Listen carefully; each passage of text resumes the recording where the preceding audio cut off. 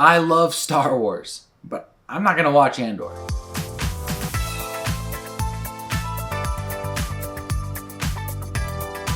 Okay, so it was just barely May the 4th, 2025, and we're currently in the midst of Disney Plus's release of Andor Season 2. It's a highly acclaimed show on Disney Plus. A lot of Star Wars fans really love it and speak highly and positively about it, and I don't watch it. I am a big Star Wars fan, I promise you that. Right above my head is the Lego Boba Fett Slave One UCS collector's ship, and I am undoubtedly excited for the Jango Fett Slave One UCS that's just been announced. So, I don't know whether or not that gives me the credential to say that I love Star Wars or not, but I spend a ridiculous amount of money on Star Wars Legos, I guess. So, there you go. But getting back to the subject at hand here, which is why I don't watch Andor. I think the best way to talk about it is to kind of step back in time a little bit.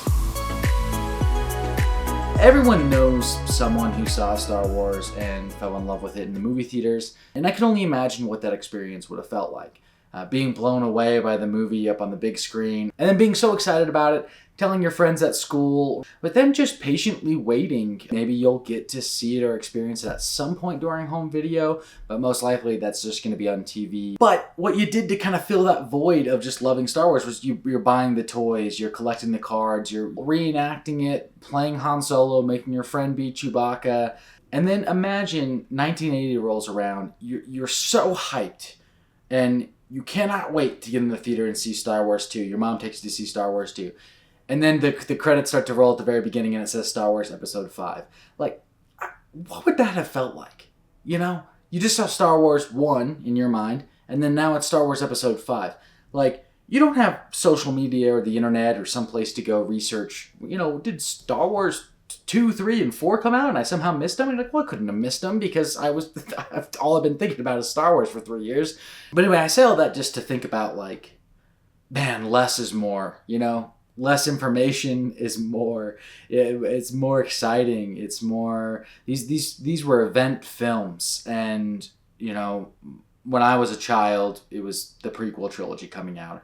And for me, growing up as a kid, I did love the prequels. They were amazing. I looked forward to them. They were all 3 years apart.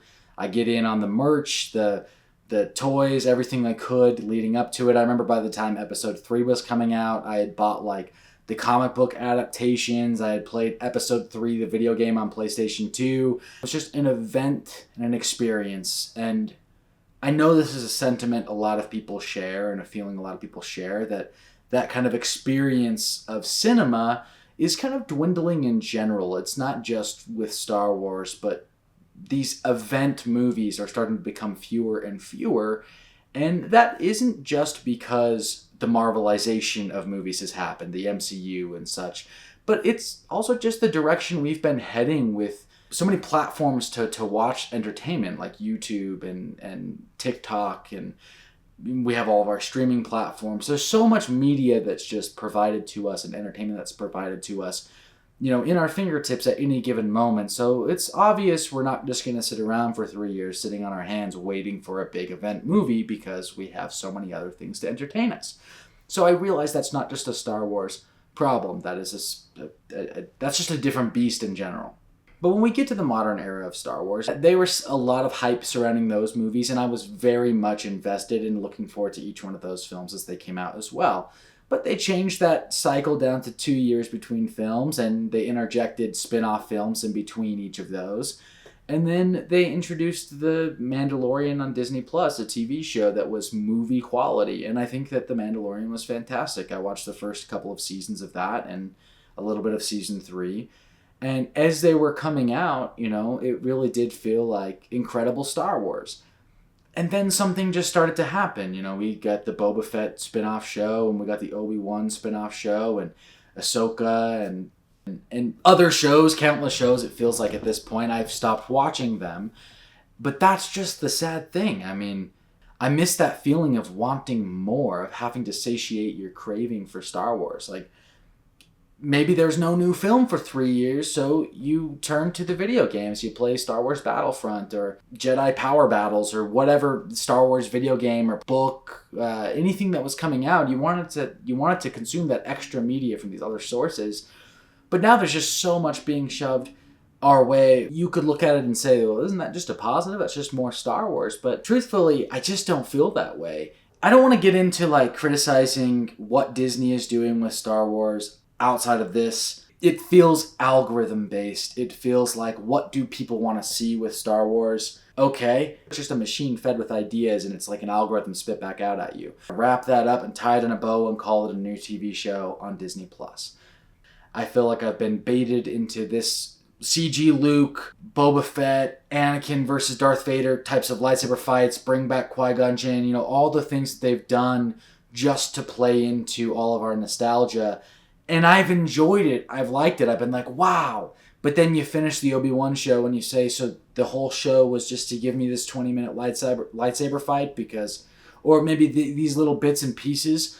But what is this like coming, like what's the amalgamation of the show outside of that? Like, is there a spirit, a heart, a drive, a passion behind this? Because it just doesn't feel like there is. And I don't want to enjoy that shit. Like, I'm sorry. It sucks. I'm not saying Andor is that, but a lot of other Star Wars has felt like that for me. There's something about the fact that people have to say, trust me, this is good, it's worth your time. It's frustrating that we're at that place with Star Wars. Like, I don't want to have so much Star Wars media to the point where, like, I don't even want it anymore. I don't want to consume it because I've had my cup filled, and I don't want it to continue to overflow. The sink drain is clogged.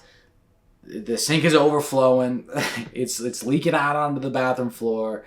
I've got towels all around it. I'm like, I have to dodge it. I don't want it. I don't want it. I need to get the plumbing fixed here. But I don't know. Those are just kind of my quick thoughts. I think it's important for me to note that if you are enjoying Andor, I'm actually really happy for you, and I'm happy for anyone who's still enjoying Star Wars, because I do have the underlying belief that if somebody's enjoying it, it does serve a purpose, and I'm glad it's being made for people who are able to enjoy it. I want the craving to come back for Star Wars, and that's why I'm just taking a break from it for now. Otherwise, though, you should still watch it if you got a craving for it. Let me know in the comments what you think. If any of this resonated with you, I just felt the need to talk about Star Wars. May the 4th was around. All these things were around. Andor, people are talking about it again. And comment. Let me know what you guys are watching. Let me know how you feel about Star Wars right now. Are you feeling like Star Wars is at its peak? Like, I'd be curious to know. Feel free to click on the like or the subscribe buttons. Click the bell. Other videos that are around here, because there are some, or go down to that playlist and then scroll through and just see what's in there. Until next time.